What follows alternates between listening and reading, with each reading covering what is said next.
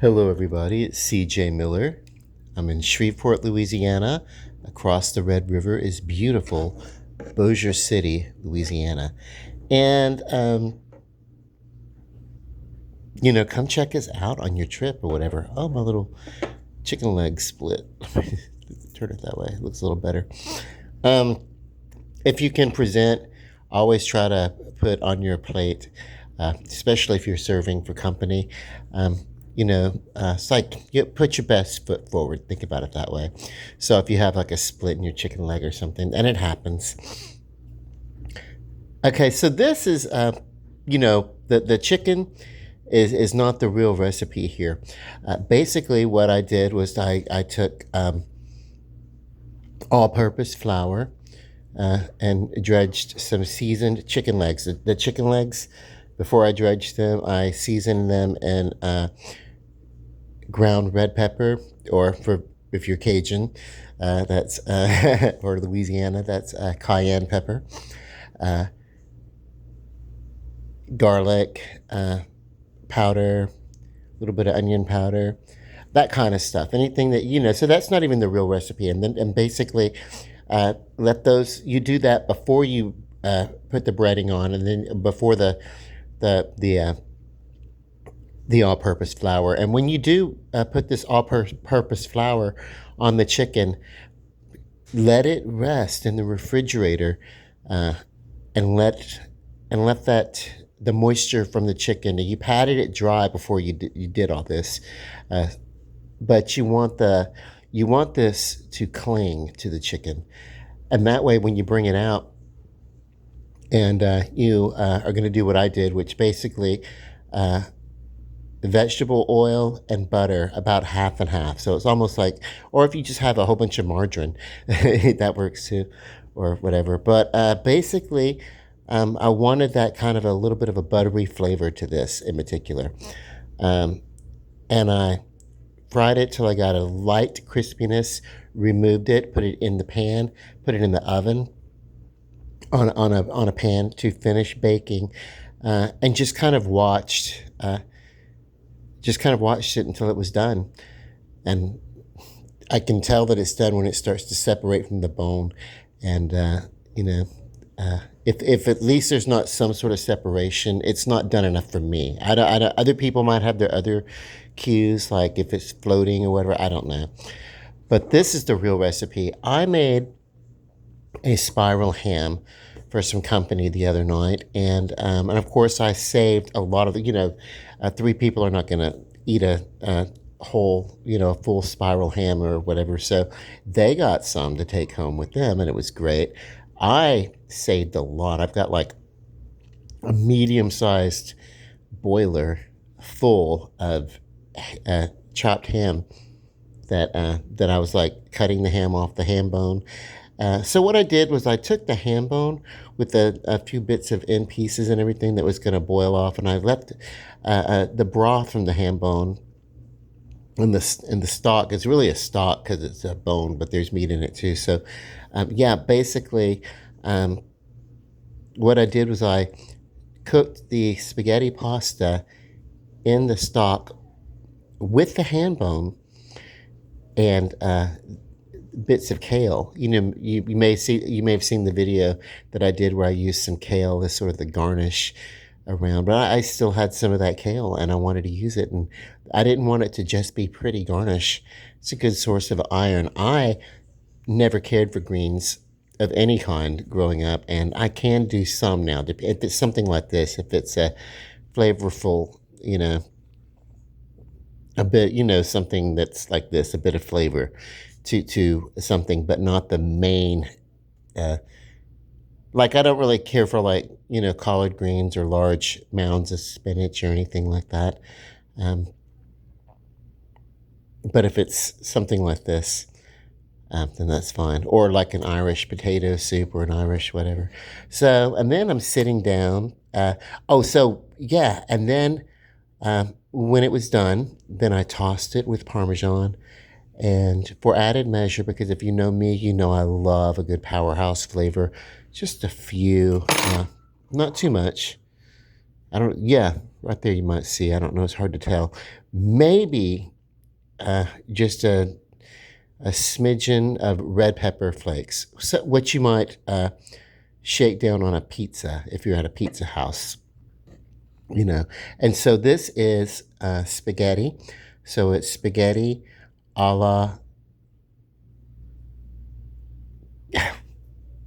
carbonara.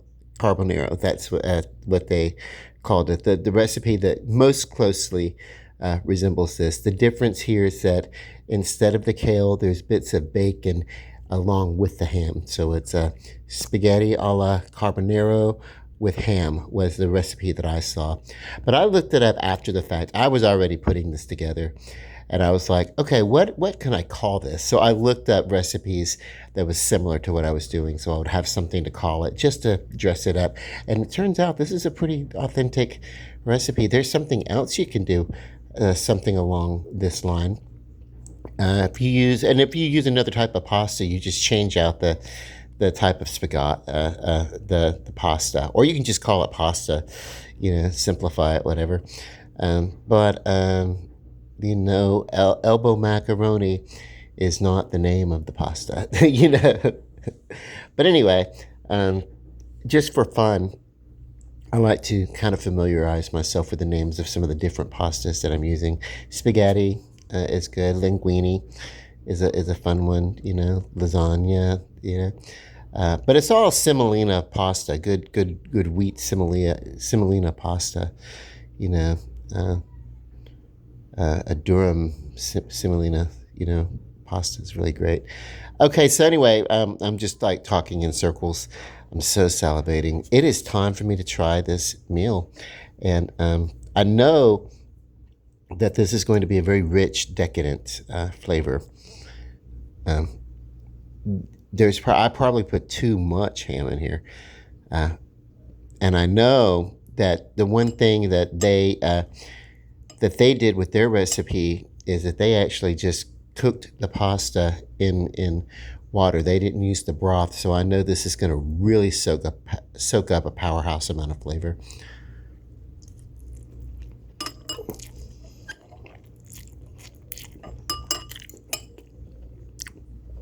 Oh my God. And I'm glad the strength of that kale is present to balance out that powerhouse of, oh my God, this just tastes like a mouthful of ham.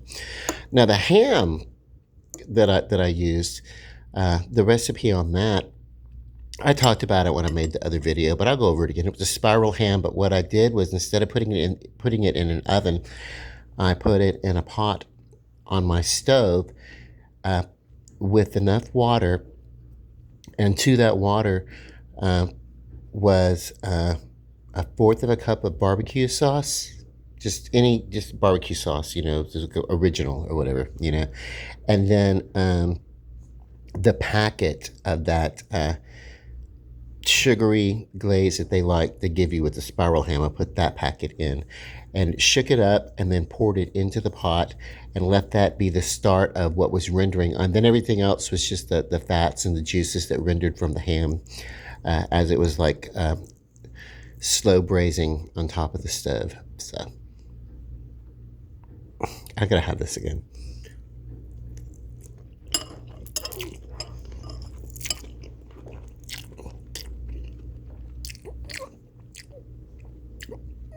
And because this is the only carb that I'm having today, it's totally not going to throw me off of my progress that I've done, which is I've pretty much fasted all day because last night I had that big meal, right?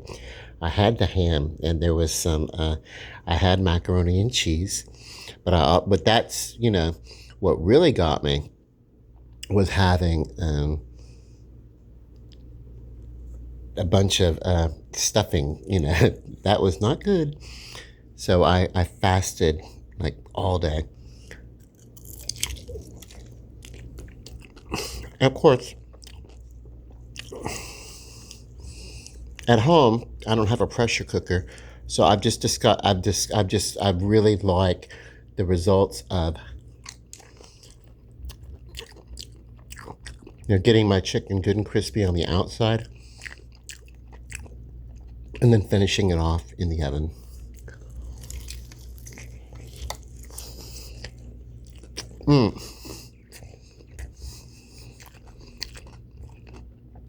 Did you see that steam coming up from inside of the chicken? Inside of the chicken, great.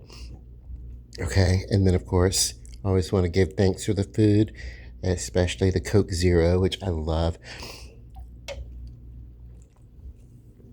I'm also not just grateful for the Coke Zero, but a long time ago, I wasn't drinking Coke Zero. I was drinking Coca-Cola Classic, and just did not know that I was going to be able to change a lifelong beverage. I'm talking about Coca-Cola in the sippy cup, you know, and but I was going to have to that that beverage. If I had not changed it to a sugar-free beverage, I would not have been able to become, asymptomatic with my diabetes. No matter what kind of dieting or whatever, if it was the problem with sugar that I needed to cut back on sugar, the bulk of it was coming from those soft drinks. And I didn't want to give up soft drinks, soda, you know, pop, whatever you call it. Um, Sometimes in the South, we'll just say Coke. You want a Coke? Yeah. Well, what kind of Coke you want? Literally today, that might apply, but back before all this, back in 1985 when there was only Coca-Cola, because they hadn't tampered with the original formula publicly to let us know anyway. Coca-Cola was just it was a brand name, but we used it like Coke. You want a Coke? It was for everything. Anything that had fizz and sugar. A knee-high was a Coke. An Orange Crush was a Coke. You want a Coke? Yeah. What kind? Orange. Yeah. Or what kind of Coke you want? 7 Up. Whatever. Because we were Southern. Mm. You know what else? The Walkman radio was a brand. And then all of a sudden, it's like whenever you see someone walking around, and they used to listen with the radio, like a little transistor radio, a little small handheld radio, about the size of a cell phone with earphones. And whenever you saw that, you just, you know, I guess for, just whatever, you just called it a Walkman, no matter what, and it wasn't, and so, yeah. And that also happened with Kindle. I had a tablet, but this was when tablets were just coming out, and yeah, people would just always refer to it as a Kindle, and it's like, no, it's not. It doesn't have anything to do with Kindle. I could download the apps or whatever. Download the Kindle app or whatever, but it wasn't a Kindle. So that's kind of fun when that happens. Okay, nothing too deep or anything. Well, maybe the idea is when it comes to nutrition, when it comes to taking care of the body and the exercise and everything, maybe you want to maybe check and make sure that everything is up to snuff. That should be everything should be as it's supposed to be. It should be good. It should be nutritious. It should be what it's supposed to be. Cheese should be cheese and everything, but maybe there's an unimportance to name brand and commerce. I know, and I am someone who loves, labels and everything with clothing, and I'm fashion and everything, but I can't afford it the way I want to. So have a nice few pieces, but maybe, I don't know, when it comes to you want a good quality. of a pasta and everything, but does the pasta necessarily need to be? Um, do you remember the pasta wars? Wasn't that silly? And it's like, you know what? Pasta's gonna taste like whatever you put it next to. If it's a really, really good pasta like this would not have mattered. Uh, uh, Barillo and what was the other one? They were in like a, hey, we got traditional family values, and then the other one was like, well, we'll let anybody eat our pasta.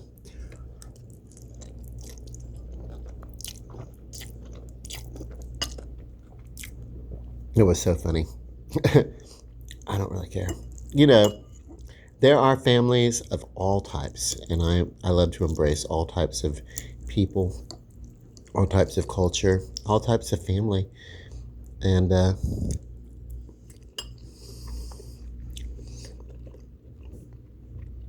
even a conservative family with conservative home values at their home. Because to be honest with you, um, I am personally conservative in my life. I'm not politically conservative, but yeah, in my life, the way I live it, I live a um, a conservative life. Anyway, I just want to say that if you follow and look at these videos and everything, I really appreciate it. It's so much fun. This YouTube channel, it's great. Uh, and yeah, let me know. Let me know if you're a foodie. Give me some tips on what you love to do with some of your food. Like for instance, this also can be made with cream cheese, like melted cream cheese, or an Alfredo sauce, you know, uh, in sort of a creamed ham kind of situation. So, yeah, I'm gonna need some curious and fun and interesting recipes for ham because I've got a lot of chipped ham left over. So we'll be doing some ham with the rice and some other kind of stuff, maybe, you know, I don't know. But I have to do it in a way that's not going to like totally wreck my life. So this amount of pasta is probably a little bit, like you see, I don't eat that much at any one setting. Um, just me talking, and I didn't even get to a chicken leg, and I'm basically kind of full. But 2 ounces of pasta gives you maybe in this brand, but just in general, anywhere from 38 uh, net carbs to 36 net carbs. 2 ounces of pasta, so you can measure that out if you want to. Um, but if it's pasta is one of those things that it will, because it's very absorbent also, and it's one of those things that like you eat it and then like as your body is digesting and it gets through your stomach and everything like that, it's going to absorb uh, and swell the same way with popcorn. That's why popcorn, even though it's a carbohydrate, nutritionally on a keto diet, it's very allowed, because it swells up and you don't eat nearly as much as you think you're going to. And yeah. So anyway,